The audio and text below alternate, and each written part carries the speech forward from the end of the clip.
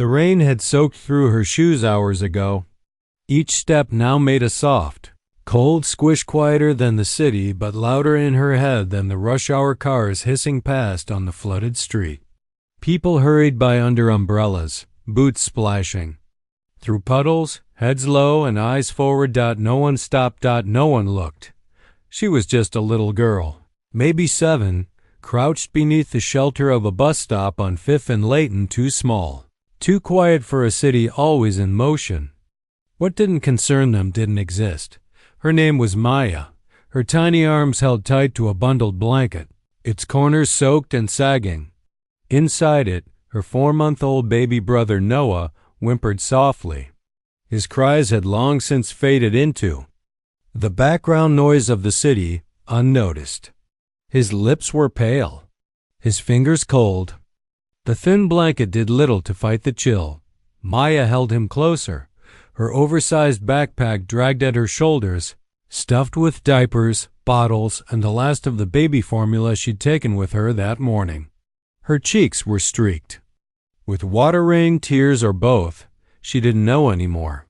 Her teeth chattered, but she didn't cry. She just waited. People passed. Some glanced. Some frowned. A few stepped farther away. A whisper here. A sidelong look there. No one stopped. No. One asked. Maya adjusted Noah's head gently. Her fingers trembled from the cold. He let out a tiny sob, and she rocked him the way she remembered her mother doing before everything went wrong. Before the hospital. Before the silence. Before her world cracked open and no one came to fix it. In her pocket was a crumpled piece of paper. The ink had started to bleed from the rain, but she didn't need to read it. She'd memorized the address long ago. It was the only place she remembered ever feeling safe. A small yellow house with peeling paint and a wind chime that used to sing in the breeze. Her mother had lived there. So had Maya, until 4 months ago. Her mother died the day Noah was born. Complications, the doctor had said. That was the last word Maya truly understood. One day she had a mom, a home, a morning routine. The next, she had a baby in her arms and strange adults talking softly in another room. They said she'd live with family, but the cousin they sent her to barely remembered her name. His apartment was small and always smelled like smoke. His girlfriend didn't like babies. Maya learned to stay quiet, to not ask, to vanish. This morning, while they were still asleep, she packed up Noah's things, wrapped him the best she could, and left. No one stopped her. No one noticed. She walked. For hours following the turn she remembered. When she finally stood before the house, her heart thudded painfully in her chest. She climbed the steps, stared at the door. The yellow paint had faded and the wind chime was gone, but in her mind it still played its gentle melody. Pancakes. On Sundays, her mother's laugh. Lavender and warmth. For a moment, she was back there. She kissed Noah's forehead. "We made it, Noah," she whispered. "We found our way back." The door opened. A man in his 40s looked out, confused by the sight of 2 soaked children on his doorstep. "Can I help you?" he asked gently. "I used to live here," Maya said, voice barely audible. The man looked back inside, then returned his gaze to her. "I'm sorry, kid. I bought this place a few weeks ago. The bank sold it. Said the previous owner passed and the home was foreclosed. I don't know anything about what happened." He shifted uncomfortably, then closed the door. Softly. Final. Maya didn't move. She stood on the porch, the crumpled paper still clutched in her small hand, her heart cracking open again. That house was supposed to be her salvation. It was gone.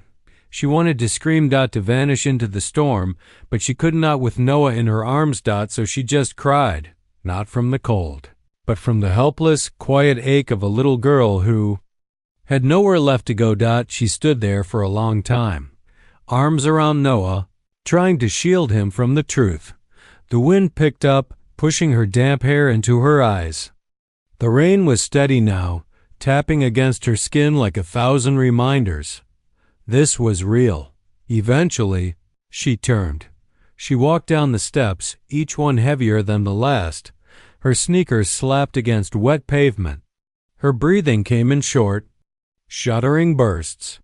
She clung to Noah's blanket like it was the only thing anchoring her to the world. People still passed. Cars still splashed through puddles. No one noticed her. She walked. She didn't know where. Just away. Half an hour later, she found herself back at the same bus stop, Fifth and Layton. She couldn't go back. And now, she couldn't go forward. So she sat, her body folded on the cold bench, one arm around Noah, the other around herself. Her clothes were soaked, her hair clinging to her cheeks. Noah had stopped crying, too tired. He slept lightly, breath shallow but steady. Maya stared at the sidewalk, eyes unfocused, tears gone. Just empty. And then she heard it. Not footsteps. Not footsteps. Not footsteps. Tears gone. Just empty. And then thought empen. But death assured it. Not footsteps. Not voices. A faint tapping, soft and steady. Like claws on wet pavement. She looked up. A large German shepherd stood a few feet away, fur dripping from the rain. His eyes were dark, intelligent, gentle. He didn't bark, didn't move, just looked at her. Maya froze. The dog stepped closer, slowly, deliberately. Then he sat right in front of her, still, alert, present. Maya hugged Noah tighter, unsure. The dog didn't beg, didn't whimper. He just stayed. Maya's lip trembled. Are you lonely too? She whispered. The dog blinked, watching her with a calm that wrapped around her like a warm blanket. She hadn't felt safe in so long. And now, in the quiet companionship of a stranger with wet fur and kind eyes, she did. Noah stirred. Maya looked at the dog. Are you waiting with us? She didn't expect an answer, but somehow. She felt she got one. In a patrol car nearby, Officer Elena Graves sipped lukewarm coffee, watching the rain blur the city beyond her windshield. She wasn't supposed to be on this route today. She'd asked for it. Too many memories haunted her. Usual streets. A husband, a daughter, a drunk driver, and a silence that swallowed her home whole. She buried herself in work now. It hurt less. As her eyes swept the sidewalk, she spotted a strange scene. A girl, a baby, and a dog. The girl was soaked, curled on a bench, holding the infant with the weight of the world in her arms. The dog sat beside them like a soldier on watch. Elena narrowed her gaze. There was something about the way the girl held her brother. Something about the exhaustion in her small frame. The way she seemed too quiet for someone so young. For a moment, Elena didn't see a stranger. She saw her daughter, same tangled hair, same size, same lost expression, and that invisible thread. Grief pulled her door open, something deep inside. She parked the car and stepped out, pulling her hood over her short, dark hair. As she approached, she moved slowly, carefully, not wanting to startle the children or the animal. Hey there, sweetheart, she said gently, crouching a few feet away. Are you okay? The girl pulled back slightly, clutching the baby tighter. That's when the dog stood up. He didn't bark, but he stepped forward, placing himself between the girl and Elena. His body firm, steady, his gaze didn't leave Elena's. The low rumble in his throat wasn't threatening. It was protective. Elena froze. Something about that stance, that face, that presence. Shek knew this dog. Elena didn't move. Neither did the dog. They just stared at each other. Rain dripping from their clothes, and fur, time hanging between them like breath in the cold air. Fennett clicked. The strong frame, the steady stance. The intelligent eyes that never flinched. Max, she whispered. Fennet's ears twitched just slightly. Butte now. Elena's heart gave a sharp pull. She took a cautious step forward. "Max, is that you?" She remembered the bulletin months ago. A retired therapy dog trained to work in pediatric units comforting children during chemo or trauma recovery. He had belonged to Dr. Langford, a gentleman who passed away unexpectedly from a heart attack. After the funeral, Max had disappeared. No one could find him. Some said he ran off grieving. Others believed he was looking for something or someone. Now here he was guarding a little girl and her baby brother in the rain like he had known they needed him. Maya looked from Elenado the dog, then back. "You know him?" she asked softly. "I think so," Elena replied, crouching again. "His name is Max." The dog didn't react, but his body relaxed just a little. The growl was gone. "He found us," Maya said quietly when nobody else did. Something broke in Elena's chest. She looked at the soaked child in front of her, brave, exhausted, still trying to protect the tiny bundle in her arms. Elena cleared her throat gently. "What's your name, sweetheart?" "Maya," the girl whispered. "Okay, Maya," she said, voice calm. "Let's get you and your brother somewhere dry." Elena opened the back door of her cruiser and helped Mia climb in, holding Noah close against her chest. Max followed without hesitation, hopping up beside them and settling down as if he'd been part of the family for years. Ferret back to the station was quiet. Maya didn't speak. Neither did Elena. On-life soft hum of the engine and Noah smelled sleepy. Breaths filled the space dot inside the precinct. The fluorescent lights buzzed softly as warmth wrapped around them.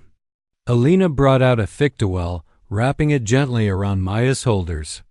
Another officer brought a clean blanket and a bottle of warmed formula from the small break room fridge.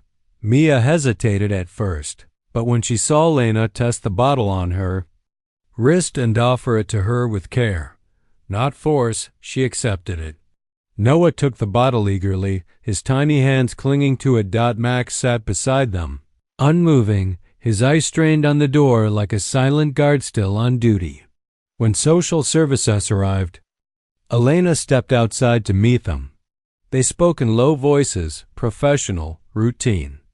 Elena stood there quietly, listening, and then something inside her cracked. There was stillness in her chest that broke open, spilling grief, anger, recognition. Her vision blurred. She blinked. The tears away quickly, hoping the social worker didn't notice, but she couldn't ignore the feeling. Raw, maternal aching. "I'll take them," she said. "Just until we find someone who can give them what they need." The worker looked skeptical. "You're not required." "I know," Elena cut in gently. "But I want to." Her apartment was small but clean. A place that once felt like a hollow echo chamber now flickered with something's possibility. She found extra clothes, old blankets, and even a stuffed animal from a forgotten box in the closet. Maya stood in the living room quietly holding Noah, while Max curled up beside her. "It's quiet," she whispered. Elena smiled faintly as she handed her a warm cup of cocoa. "That's because it's missing something." Maya looked up. "Like what?" Elena paused. "Laughter, life, and maybe someone to carry for." The first few days were quiet, but not in the lonely way Elena had grown used to. It was a new kind of quiet, hesitant, fragile, like the air just before a song begins. Maya rarely spoke. She hovered close to Noah, watching Elena with guarded eyes. At night, Elena would hear her whimper through the thin bedroom door, her crease muffled by the need to stay invisible, but Elena remembered those kinds of crease. She didn't press Maya with questions. She offered warmth instead, small things that felt normal. A grilled cheese sandwich cut into triangles, a towel fresh from the dryer, a whisper at good night. Noah responded first, reaching for Elena's finger, giggling and she made silly faces. Maya softened more slowly. Max helped. The dog never left her. sighed. He slept beside her bed, followed her into every room, and laid his head on her lap when the night reigned. He was patient, quiet, constant. One evening, Elena made pancakes. She dropped the spatula and batter splattered across her shirt.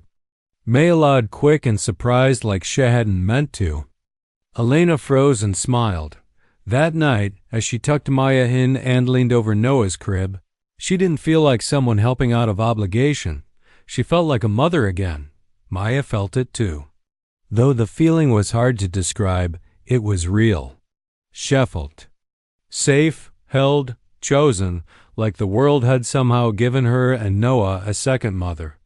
Quiet, steady, and kind.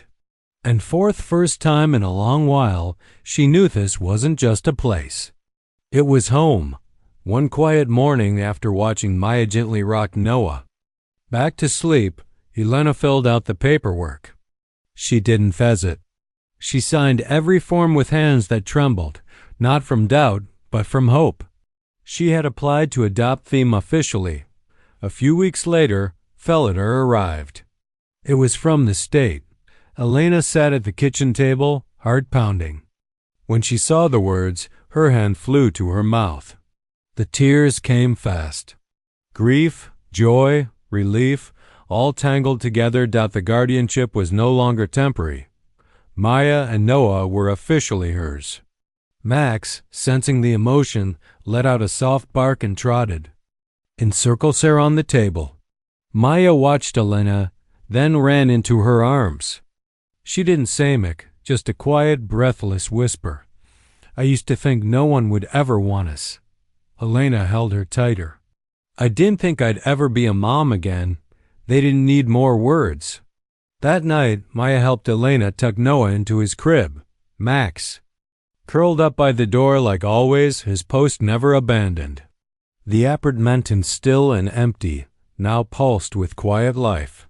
Because sometimes family isn't given, it's found through broken hearts, brave choices, and the quiet loyalty of a dog who simply knew where to go. And sometimes the smallest kindness becomes the thing that saves it.